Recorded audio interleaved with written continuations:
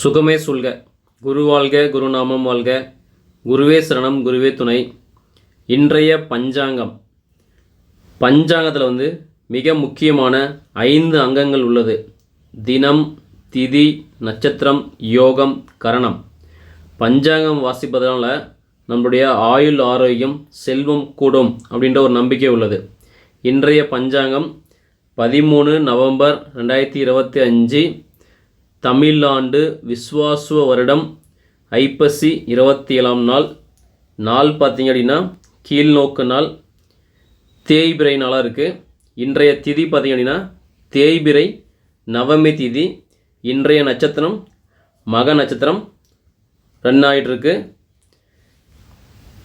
சந்திரன் இன்றைக்கி சிம்ம ராசியில் ட்ராவல் பண்ணிகிட்ருக்காரு.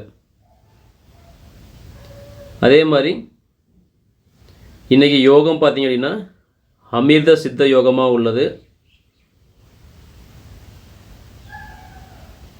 இன்றைய சூரிய உதயம் 6:10 AM சூரிய அஸ்தமனம் 5:35 PM.